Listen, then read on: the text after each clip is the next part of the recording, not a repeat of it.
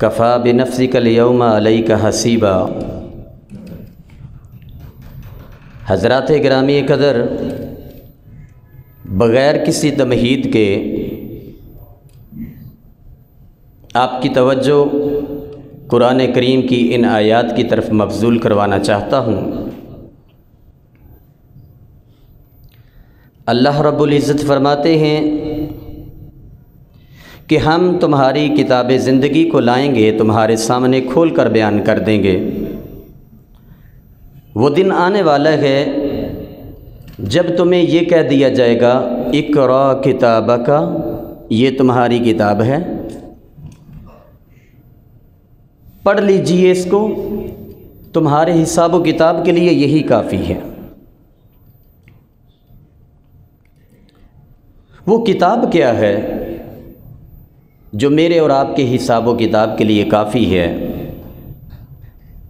اس کتاب کے اوپر روشنی ڈالنے کی کوشش کرتا ہوں۔ اللہ رب العالمین سے دعا گو ہوں مجھے ہم سبھی کو قرآن و سنت کی روشنی کے مطابق عمل پیرا ہونے کی توفیق عطا فرمائے۔ محترم بھائیوں، بزرگوں، دوستوں، انسان کے بالغ ہو جانے کے بعد انسان کے حساب و کتاب کا معاملہ شروع ہو جاتا ہے، اور بلوغت کی عمر مثال کے طور پر 15 سال لے لیتے ہیں۔ ایک بچہ جب بالغ ہو جاتا ہے اس کے بعد روزانہ اس کی کتاب زندگی کا ایک ورق لکھ دیا جاتا ہے۔ جس بچے کی بلوغت کی عمر 15 سال ہے، مطلب اس کی عمر 30 سال ہو چکی ہے، اور حساب و کتاب اس کا 15 سال سے شروع ہو گیا ہے۔ پہلے 15 سال مثال کے طور پر وہ نہیں لکھا گیا، بچہ بالغ نہیں ہوا تھا، سمجھدار نہیں ہوا تھا۔ اب اس کی کتاب زندگی جو ہے وہ 5400 صفحات پر مشتمل ہو چکی ہے، ابھی زندگی 30 سال ہوئی ہے۔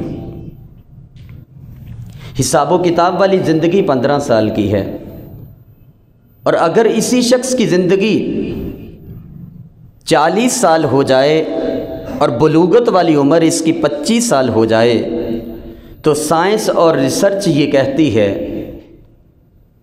کہ اس کی کتاب زندگی جو ہے وہ 9000 صفحات پر لکھی جا چکی ہے۔ اسی طرح ایک شخص کی زندگی اگر 55 سال ہو چکی ہے اور اس کی بلوغت کی عمر 40 سال ہے تو اس کی کتاب زندگی 14000 صفحات پر لکھی جا چکی ہے۔ یوں سمجھ لیجئے سادہ الفاظ میں کہ ہم سب مصنفین ہیں، مؤلفین ہیں، اور فرشتے میرے اور آپ کے کمپوزر ہیں، ہماری باتوں کو تحریر کرنے والے ہیں، اور اس کتاب زندگی میں جو ہم فرشتوں سے لکھوا رہے ہیں مکمل طور پر آزاد ہیں۔ بہت حد تک ممکن ہے کہ ہم سب ایسی بہترین کتاب تحریر کروا لیں جس کے بعد ہمیں برگزیدہ پیغمبروں کا ساتھ مل جائے، شہداء کا ساتھ مل جائے، انبیاء کا ساتھ مل جائے۔ اس کے برعکس برابر خطرہ یہ بھی لاحق ہے کہ ہم اس قدر نالائکی کا مظاہرہ کریں اس زندگی میں کہ اپنی کتاب زندگی میں اس قدر نالائکی کا مظاہرہ کریں کہ دنیا کے بدترین افراد کے ساتھ ہمیں کھڑا کر کے قیامت کے دن ذلت اور رسوائی والے راستے پہ کھڑا کر دیا جائے۔ اٹس ڈیپینڈس آن یو، یہ ہمارے اوپر ڈیپینڈ کرتا ہے۔ اب میں آپ احباب کے سامنے کتاب زندگی کی 5 باتیں رکھ کے اپنی بات کو کلوز کرتا ہوں۔ دنیا کا بھی یہ اصول ہے کہ کوئی شخص جب کتاب لکھتا ہے تو سب سے پہلا نمبر یہ ہوتا ہے کہ اس کے لیے بہترین ماحول ہو۔ اب کتاب زندگی کے لیے بہترین ماحول کیا ہے؟ میرا اور آپ کا گھر پاکیزہ ہونا چاہیے، میری اور آپ کی دوستی نیک صالحین لوگوں کے ساتھ ہونی چاہیے، میرا اور آپ کا کاروبار نیک اسلامی طرز کے مطابق ہونا چاہیے، ہمارا اٹھنا بیٹھنا صلحاء کے ساتھ ہونا چاہیے۔ نبی کریم صلی اللہ علیہ وسلم کا فرمان ہے، بہترین کتاب کے لیے جس طرح بہترین ماحول کی ضرورت ہے، اور اس ماحول میں مثال کے طور پر جس گھر میں ہم زندگی بسر کر رہے ہیں، ایک روم جس کا نام ڈرائنگ روم ہے، ایک کچن ہے، ایک بیٹے کا روم ہے، ایک بیٹی کا روم ہے، اسی طرح ایک اسلامی کتب پر لائبریری بھی ہونی چاہیے کہ جب ہمارے گھر میں کوئی مہمان آئے لائبریری کا وزٹ کرے اور دیکھے تو اسے پتہ چلے، کچھ سیکھے۔ اور اس کے برعکس اگر میرے گھر میں اسلامی ماحول نہیں ہے، اسلامی کتب پہ لائبریری موجود نہیں ہے، اور میرے گھر میں جو چلنے والی کیبل ہے، جو میڈیا ہے، جو انٹرنیٹ ہے، اس پہ آنے والی فیملی کے جو بچے ہیں وہ دیکھ رہے ہیں کچھ اس طرح کی چیزیں، گھر میں جا کر تقاضا کرتے ہیں اپنے والدین سے کہ ہمیں بھی یہ چیزیں لے کے دیں، تو یاد رکھیں ہمارے گھر کا جو ماحول ہے وہ پاکیزہ ماحول نہیں، جو برائی ہمارے گھر کی وجہ سے شروع ہوئی اس میں اور آپ برابر کے شریک ہیں۔ تو اس لیے انٹرنیٹ کا استعمال اپنے بچوں کو سوچ سمجھ کر کرنے دیجئے گا۔ جو لوگ شیئرنگ کر رہے ہیں سلفی عقیدے کے مالک ہیں، مت سوچئے گا کہ ہم اپنے 4 ٹکے یا چند روپے بچا لیتے ہیں، کہیں ایسا نہ ہو کہ آپ نے جس کو انٹرنیٹ کی سہولت یا سروس یا خدمات دے رکھی ہیں وہ آپ کے نیٹ کو غلط استعمال کر کے آپ کے اوپر بوجھ لاد رہا ہے۔ بہترین ماحول پہلی خوبی، کتاب زندگی ہماری لکھی جا رہی ہے۔ دوسری خوبی، کتاب زندگی کا عنوان بہترین ہونا چاہیے۔ جیسے کوئی کتاب رائٹر لکھتا ہے، اچھا نام ہوگا، اچھی چیزیں ہوں گی تو لوگ اس کو پڑھتے ہیں، ورنہ کوئی دیکھتا ہی نہیں۔ میری اور آپ کی کتاب زندگی کے عنوانات کیا ہیں؟ اللہ کی عبادت، رسول اللہ صلی اللہ علیہ وسلم کی اطاعت، امانت، دیانت، صداقت، شرافت، حلیمی، بردباری، اخلاقیات، اعمال حسنہ، سیئات سے اجتناب، یہ میرے اور آپ کی زندگی کے عنوانات ہیں۔ اس کے برعکس کئی آج اس معاشرے میں ایسے افراد موجود ہیں جن کی زندگی کے صفحات ہزاروں کی تعداد میں لکھے جا چکے ہیں، اور ان کی زندگی کے جو عنوانات ہیں وہ تکبر ہے، وہ حسد ہے، وہ بغض ہے، وہ جناب شراب ہے، وہ کباب ہے، وہ بے حیائی ہے، وہ زانی، فحش، عریاں، اور اس قدر لچر گفتگو، اللہ معاف فرمائے، جس کا ہم اندازہ ہی نہیں کر سکتے۔ تیسرے نمبر پر میری اور آپ کی کتاب زندگی جو ہم لکھوا رہے ہیں فرشتوں سے، اور قیامت کے دن ہمارے سامنے پیش کر دی جائے گی، اللہ فرمائیں گے اپنی کتاب زندگی کو پڑھ لیجئے، تمہارے حساب کے لیے آج یہی کافی ہے۔ وہ جو میری اور آپ کی کتاب زندگی ہے اس کے اندر جیسے دنیا میں رائٹر کتاب لکھتا ہے تو خوبصورت پیرے ہوتے ہیں، پیراگراف تحقیق کے مبنی ہوتے ہیں،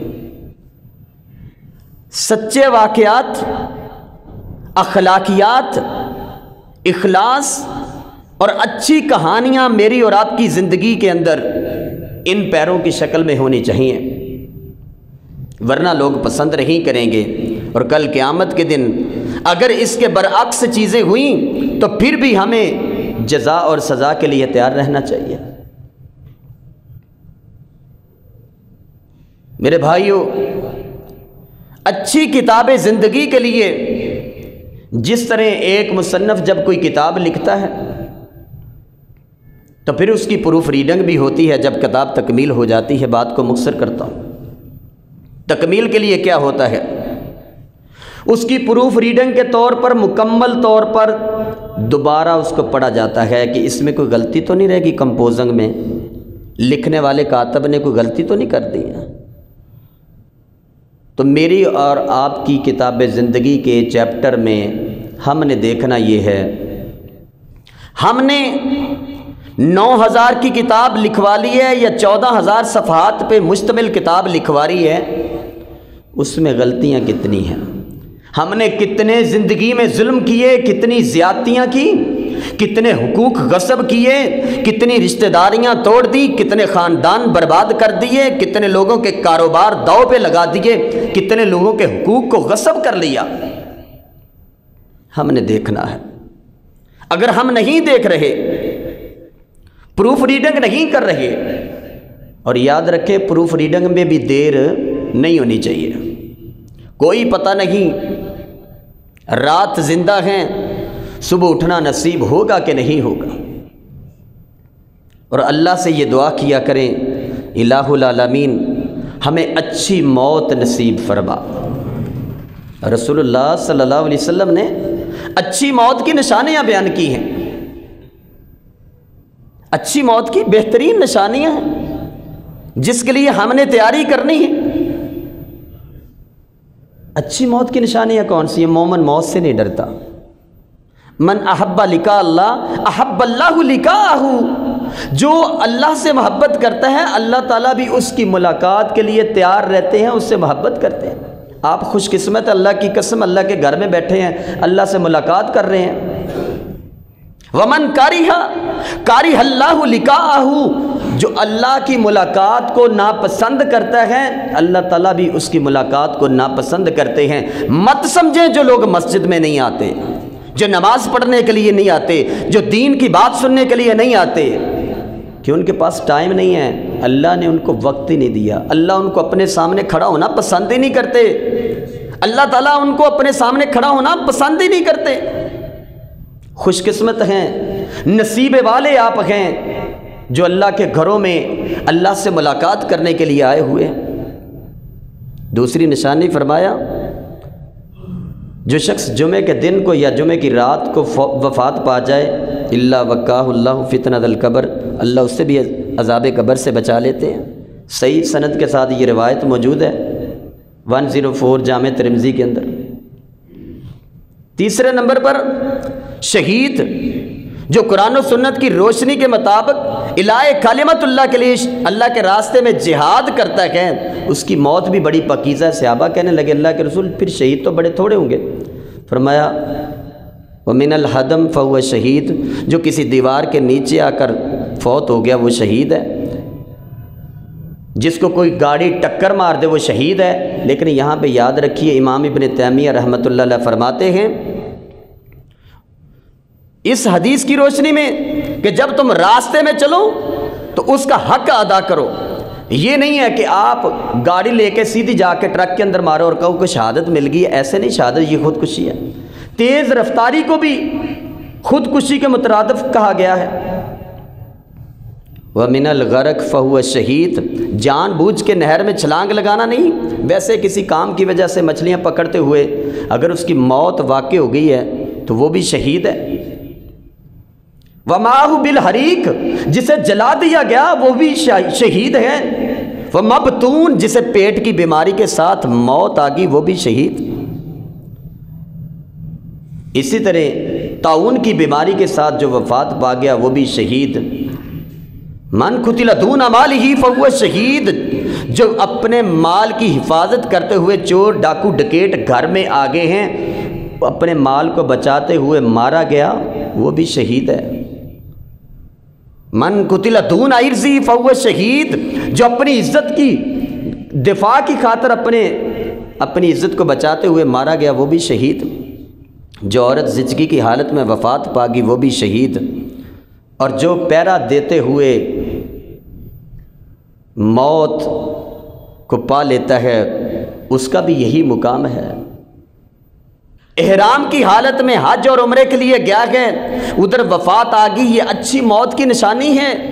اور اسی طرح نبی کریم صلی اللہ علیہ وسلم نے فرمایا من ارک بجبین، جس کو اس حالت میں وفات ہو جائے، جس کی اس کے ماتھے پہ پسینہ آ گیا ہلکا سا، یہ بھی اچھی موت کی علامت ہے۔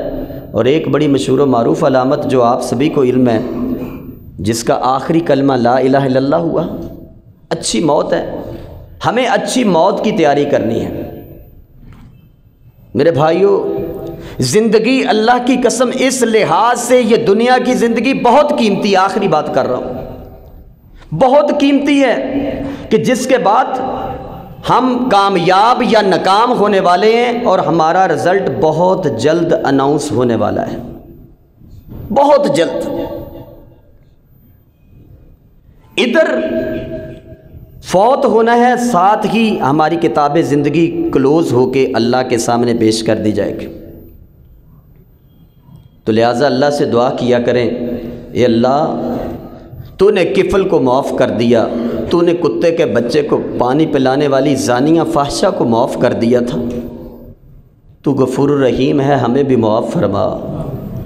اے اللہ ہماری کتاب زندگی جو ہے بہت زیادہ گزر چکی ہے، اس کی پروف ریڈنگ، اور پروف ریڈنگ کے بعد آخری سٹیپ کیا ہے؟ اس کی تقریب کی رونمائی ہوتی ہے۔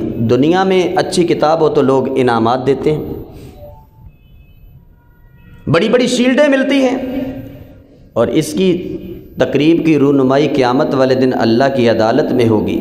جس کے اعمال اچھے ہوں گے دائیں ہاتھ میں اعمال نامہ مل جائے گا، وَيَنْقَلِبُ إِلَىٰ أَهْلِهِ مَسْرُورًا، اپنے گھر والوں کے پاس بھاگ کے جائے گا، رشتہ داروں سے کہے گا یہ دیکھو میرا نامہ اعمال، ہاؤ مکرؤ کتابیہ۔ اور جس کے زندگی کے کتاب زندگی کے کردار ٹھیک نہ ہوئے، افکار ٹھیک نہ ہوئے، چال چلن ٹھیک نہ ہوئے، یا ویلتا لا یغادر صغیرۃ ولا کبیرہ، وہ کہے گا ہائے افسوس، اس نے تو کوئی چیز چھوڑی ہی نہیں، کوئی بھی بات چھوڑی ہی نہیں۔ تو اس لیے میرے بھائیوں، میں آپ کے سامنے گفتگو کرنے کے لیے حاضر نہیں ہوا تھا، میں آپ کو اپنی کتاب زندگی کی آپ بیتی سنانے کے لیے بیٹھا تھا کہ میرے بھائیوں ہماری زندگی بہت مختصر ہے، ہمارا روزانہ امتحان ہو رہا ہے، بس رزلٹ اناؤنس ہونے والا ہے۔ اللہ تعالیٰ سے دعا گو ہوں ہمیں اپنے اچھے امتحان کے لیے تیاری کرنے کی توفیق عطا فرمائے۔ وما علینا الا البلاغ المبین۔ السلام علیکم ورحمۃ اللہ۔